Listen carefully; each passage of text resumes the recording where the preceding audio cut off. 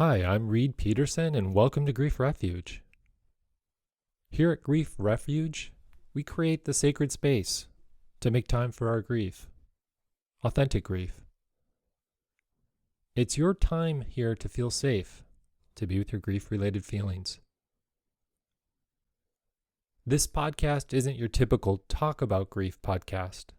It's more of a what to do with grief podcast. Grief Refuge, it's all about being in your heart and honoring your truth. I'm very grateful you're here with me today. I look forward to helping you with more support, education, and an authentic expression of your true nature. If it's possible at this time, please stop any multitasking you're doing. The best thing you can do right now is to just relax, find a comfortable position, close your eyes, take a few deep breaths, and keep an open heart for what is shared next. Today, I'd like to talk to you about healing grief. It's not necessarily the end to all pain and suffering, but it's a hope that it will share some insight and perspective into making your grieving process just a little bit simpler. I've titled this Healing Grief. How does one do it? Enjoy. What's the opposite of grief? Some say it's love in the here and now. The dictionary would say it's joy. If you were to play with the impossible being possible, it would be going backwards, and then everything being the way it was before your loss. But we both know that can't happen. Since death and loss can't be prevented, and we can't necessarily prevent this grief that's associated with it, what's the next best thing? Most professionals and people in grief care would agree that the answer is to feel better, to feel healed. Healing grief isn't an easy feat. It also doesn't have a set of instructions to follow. There are times that even when everyone around you is fully supportive, there's still struggle, there's still sorrow, and there's still sadness. Grief is unique to everyone who experiences it. There are billions of people on the planet grieving in billions of different ways. Another thing about grief is that it isn't linear. It's easy to think in terms of physical healing where a wound goes through this progressive stages of recovery. Physical healing is often visible. You can actually see with your own eyes how bruises, cuts, or other wounds go through this progression to get better and to be healed. But healing grief is very different. There aren't any physical signs of getting better. Tracking progress, well, it's not anything linear. It's not anything logical. And to make matters more complicated, there's also this no true quote-unquote return to normal. Grief is change, and in most cases, it will create a new normal.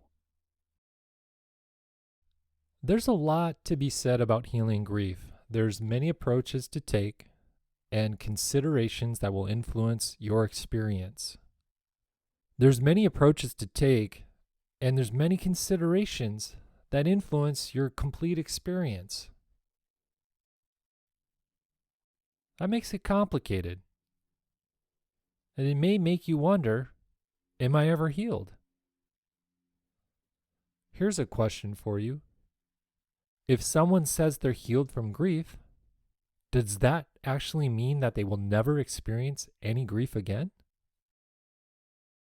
From this point forward, I'd like to share much of my personal perspective about grief, loss, pain, and healing.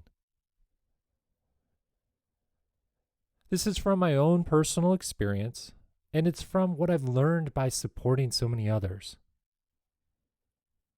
Grief, no matter what type of loss, is very complicated, and I hope you are able to gain some insight from what is shared next. So at the time of this recording, it's actually been less than 2 weeks since I had foot surgery. And it was a big deal. I was put under anesthesia, knocked out, and that is kind of scary. So that morning, my wife takes me to the surgery center, and before we say our goodbyes and before I go into the OR nursing area, my wife gives me a hug, a kiss, and says, "Happy healing." Well, I gave her this kind of Charlie Brown look, and I said, "I'm not sure healing is ever happy." That short exchange of communication with my wife prompted this further thought while I waited for this anesthesia to kick in. I kept asking myself, is there happiness in healing? Why does healing feel like such a painful process? I kept contemplating those. And then I'm wheeled into the OR. I hear Madonna playing on the radio. And next thing you know, I'm waking up several hours later, my foot in some big cast, and I never felt more thirsty in my life. From my past experiences and witnessing the experience of others, I see and I feel a lot of pain in the healing process. In grief, the pain can be commonly experienced as depression, anxiety, loneliness, or heartbreak. Feelings and conditions such as these, of course, they hurt. And often we hear the word suffering being used to describe these such experiences. If pain is necessary in the healing process, you might be wondering why suffer. After all, if someone were to live through all the pain and endure all this suffering, it's easy to think that their quality of life might be considered very, very poor. Now, I'll admit that that's not the most optimistic thought process, but it is a common perception about pain. Most pain in our society is avoided. I mean, pain was the reason I even got foot surgery. My only goal was to reduce the pain I was feeling. As I've pondered grief, pain, and the healing process for as long as I have, I was consistent in reaching this place where I would question the point, the purpose, and the benefits of what people describe as leaning into the pain versus other strategies like avoiding it, numbing it, or denying it. The timing of this surgery and the timing of this thought process couldn't be better. Coincidentally, I recently interviewed Benjamin Allen about his journey of coming to peace with the pain of his losses. Benjamin shared his journey, and he had a lot of what I would call sage wisdom to share for what gifts grief can actually bring you when you lean into it and you meet it exactly where it's at. The conversation I had with Benjamin, it was a gift. Because for several months, I was feeling like that anyone who had fully embraced the pain of grief, allowing it to consume them, I mean, that's like saying it's signing up for a subscription to martyrdom. After speaking with Benjamin, I gained this new perspective. I used to think that healing from grief was accepting the pain and the loss, but then receiving and enduring this emotional suffering it brings. And from there, you just wait it out. You try to do normal things in life despite all the energy invested in this enduring pain, but you try your best to not resist or deny any of it. It's like you just keep receiving what comes to you. This strategy, it's had its rewards, but it's also been very hard. There is a transformation experienced, and I've noticed life to become more freeing and enjoyable. From that point forward, grief may have its moments, but there's definitely less amount of energy and time invested in all that holding of the grief. And this really happens genuinely, and it happens authentically. I guess I would call this concept or strategy kind of like the term of a blessing in disguise. I mean, have you had moments where something was going terribly, but then deep down inside of you, you had this feeling that there would be a good thing that came out of the situation? In grief, the blessing is never from someone's death itself, but it's more from your connection to them. All those painful emotions are sometimes perceived to be blessings in disguise because you later come to realize it helps you gain this growth. It helps you be more compassionate, empathetic, and caring. And if there's any benefit to becoming more compassionate, empathetic, and caring, it's the ability to suffer less and live more from your heart. When grief is healed, there's also a sense of clarity towards what you actually want out of life. All the drama of your past that may have been so time-consuming, all that drama loses its appeal.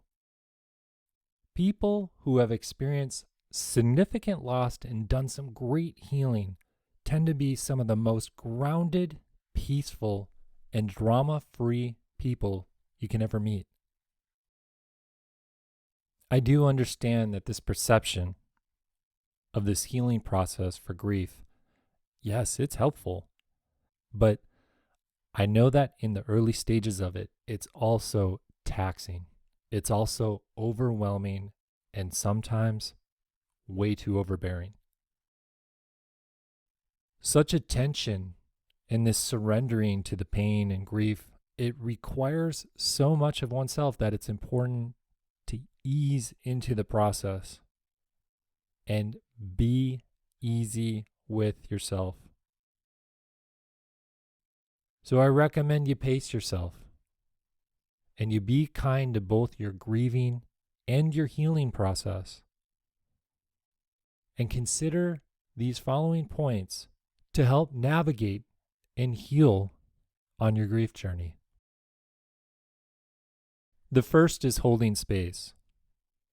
So one of my mentors is Dr. Alan Wolfelt, and he states, quote, "The more actively you pay attention to and express your grief as it naturally unfolds, the more you are giving yourself momentum toward healing." Close quote. The healing journey requires the necessary space for grief to be felt and conveyed. It's often referred to as holding space, and many professionals in grief care claim that this is one of the most crucial steps in your healing process. So what is holding space? Holding space is setting an intention to be with your grief. As an example, think of it to be kind of like a date. I know that this may sound ludicrous, but hear me out. It makes sense. When you're on a date with someone else, you spend quality time together. You do things together. And therefore, you get to know each other more. You get to understand each other's values and intentions. Holding space for grief is a similar process. As I said before, grief can be very complicated. So there needs to be some time and space to get to know it and better understand its intentions. In previous podcast episodes, I've stated before that grief is a teacher. there's much to learn from it. In order to do so, you must first learn to listen to it. And this is where it's similar to getting to know someone on this date, and it's made possible by holding space for their sharing. Holding space doesn't come easy. We've never really been taught this before.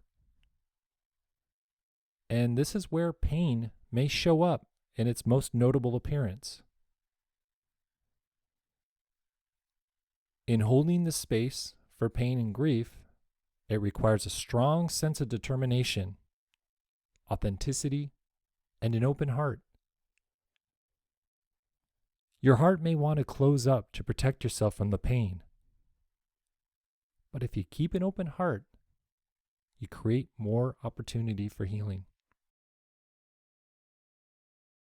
One strategy for keeping your heart open is to let go of any need for control. Pain happens when you try to control the situation, but deep down inside, you know you can't. Trying to control an uncontrollable situation creates outcomes that were never expected. And unexpected outcomes cause more pain.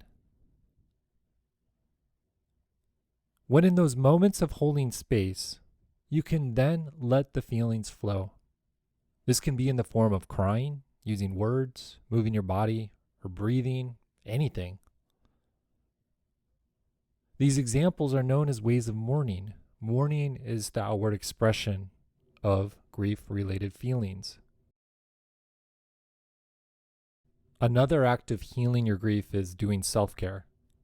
And this is where one might argue that there is a happiness involved in healing pain and grief. For you see, self-care is something you do to nurture yourself. In self-care, you do things that actually care for your body, care for your mind, and care for your spirit. One of my personal favorite acts of self-care is to soak in hot mineral springs.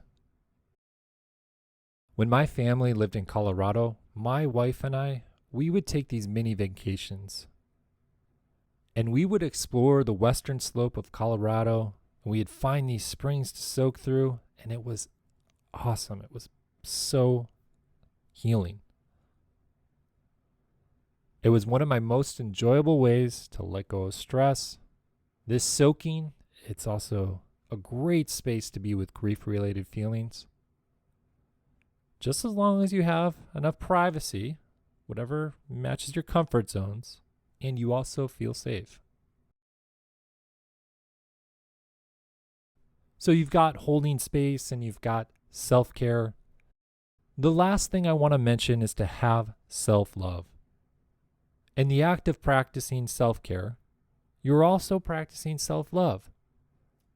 Self-love is important in the healing process when grieving because that energy, it's needed to help you get through the sorrow. Many people feel like they want to die after they lose someone close. Life may feel like it has no purpose anymore. It's common to feel lost and alone in a world that keeps moving forward when, for you, it feels like it's completely stopped. Acts of self-love can mend these struggles. Self-love can help to feel a sense of hope and meaning in life again. Self-love can help keep your heart open. As these others, self-love doesn't come easy, especially when you're grieving.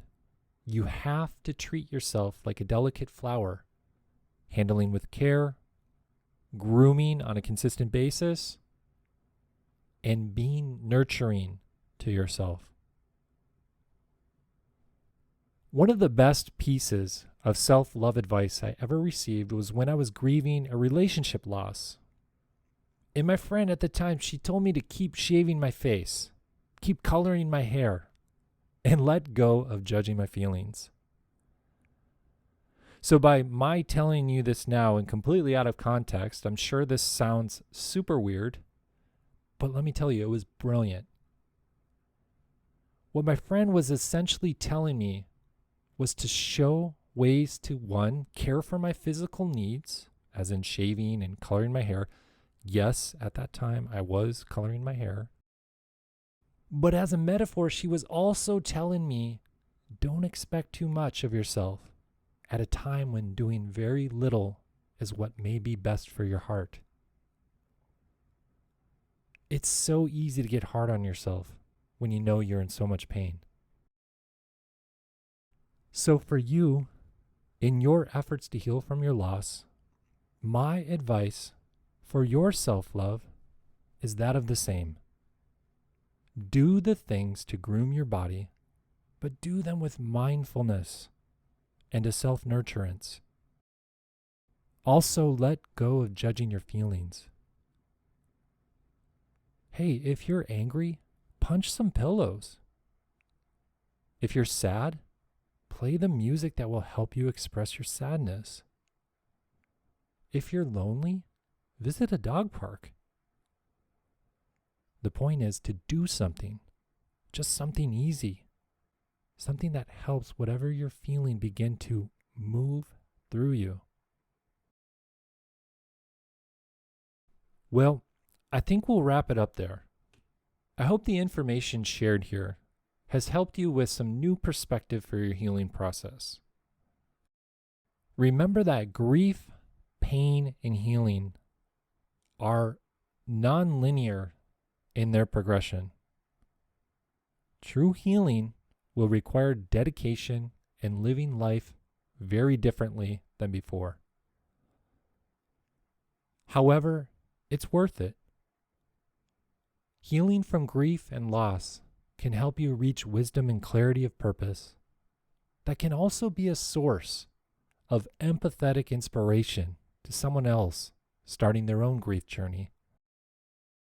So stay with the grief. Lean into it. Hold space for it. Care for your needs. Love yourself, and you will come to a place of understanding, peace, and wisdom, all to help you grow.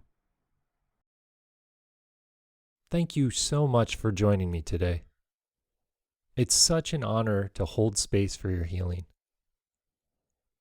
If you found this episode to be helpful, I have a favor to ask. Will you please share this podcast? You can text the link to a friend, you can email it to them, or you can simply tell someone you found a great grief support podcast called Grief Refuge. And bonus points if you're tech savvy. Would you please rate and review this podcast right now on your computer or phone? In this world of digital networking, for some reason that helps too. Thank you, and I really appreciate it. Before we say goodbye for today, please know that you can always visit griefrefuge.com for more support. Thank you. Take care, keep honoring your grief, be kind to yourself, and talk to you soon.